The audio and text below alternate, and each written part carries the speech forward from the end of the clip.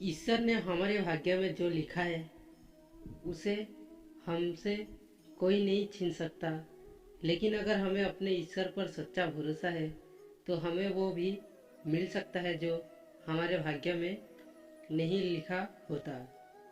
इंसान का मुश्किल वक्त उसके लिए एक दर्पण की तरह होता है जो हमारी क्षमताओं का दर्शन हमें करवाता है। वो दिन मत दिखाना कान्हा कि हमें खुद पर गुरूर हो जाए। रखना अपने दिल में इस तरह की जीवन सफल हो जाए। इस पूरे ब्रह्मांड में ऐसी कोई ताकत नहीं जो इंसान की इच्छाओं की पूर्ति कर सके, क्योंकि इंसान की इच्छाएं एक समुद्र के समान होती है जिसे कभी भी भरा नहीं जा सकता।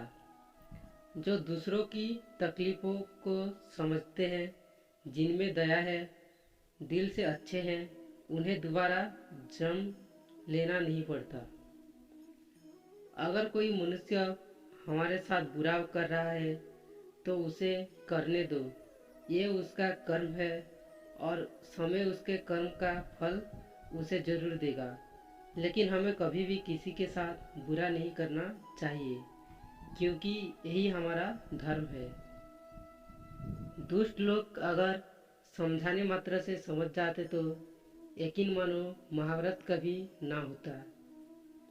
श्री कृष्णा कभी भी हमारा हाल नहीं पूछते, पर वो हमारी सब खबर रखते हैं। श्री कृष्णा अपने सच्चे भक्तों पे हर घड़ी नज़र रखते हैं। जो हुआ वो अच्छा हुआ, जो हो रहा है वो अच्छा हो रहा है, जो होगा वो भी अच्छा ही होगा।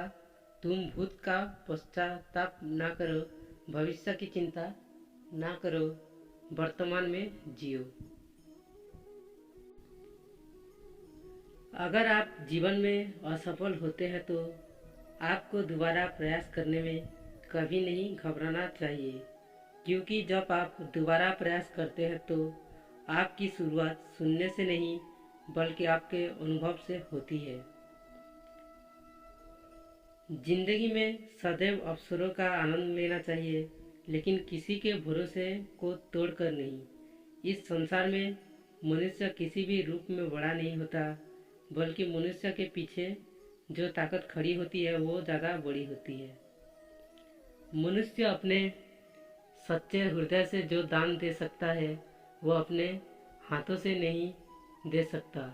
अगर मौन रहकर हम जो कह सकते हैं वो हम अपने शब्दों से नहीं कह सकते।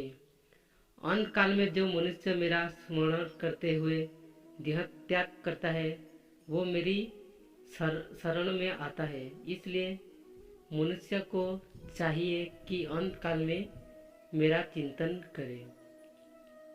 जिस व्यक्ति के पास संतुष्टि नहीं है उसे कितना भी मिल जाए वो असंतुष्ट ही रहेगा।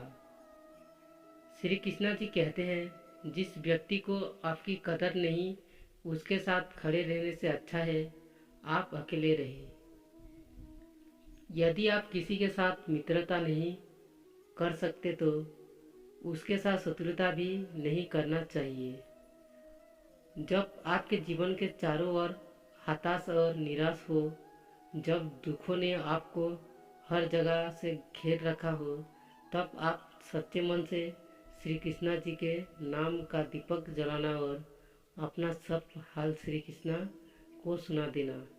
श्री कृष्णा स्वयं आपको सब कुछ हरने आएंगे।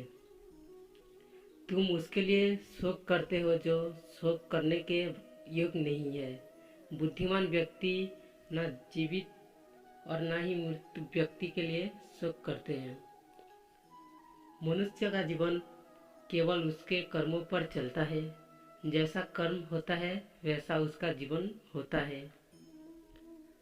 क्रोध की अवस्था में जन्म लेता है, भ्रम बुद्धि को नष्ट कर देती है। बुद्धि के नष्ट होते ही व्यक्ति का पतन हो जाता है।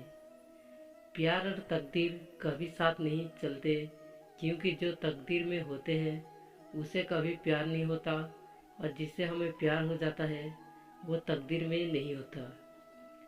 खाली हाथ आए खाली हाथ वापस चले जाओगे। आज तुम्हारा है, कल किसी और का था, परसों किसी और का होगा।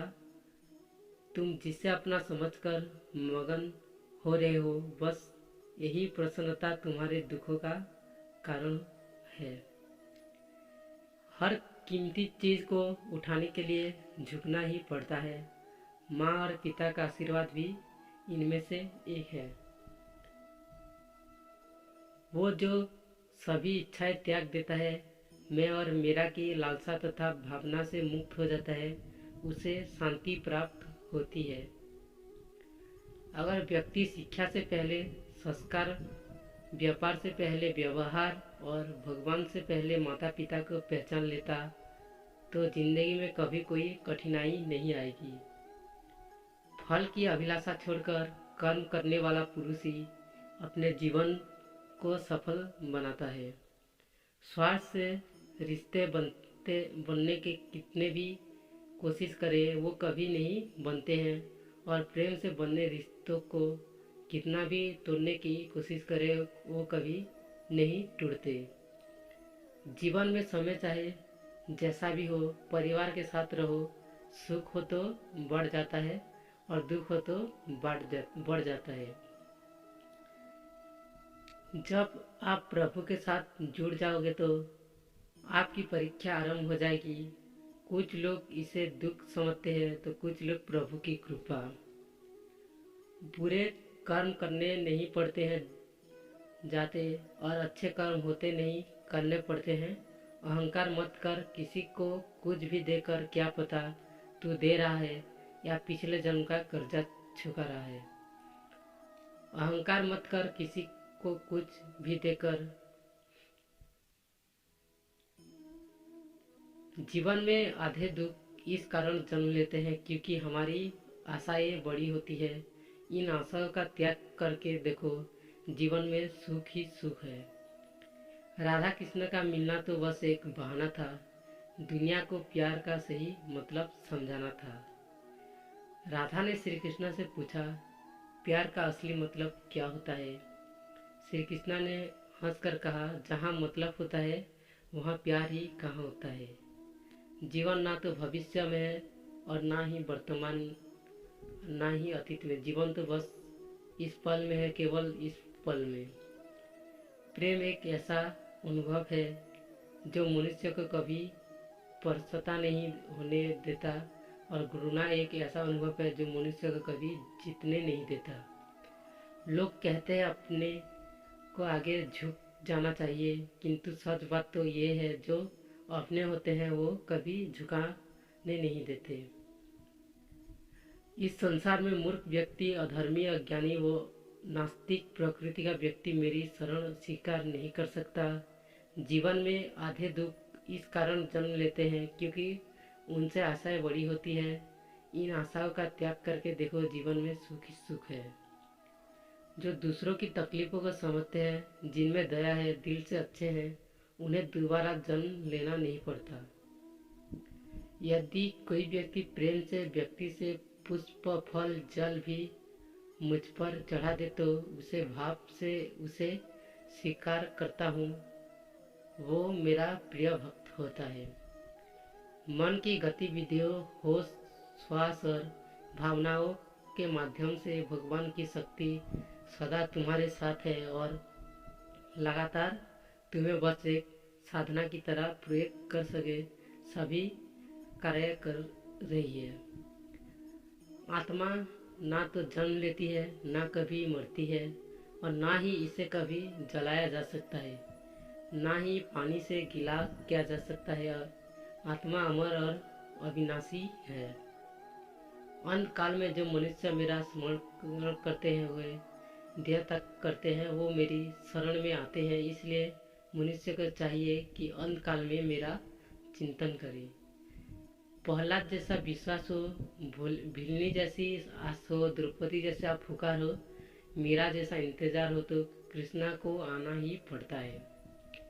जब हम स्वयं जीवन के शिल्पकार हैं तो चलो हम अपनी मुश्किलों को हारते हुए जीवन में मुस्कुराते हैं।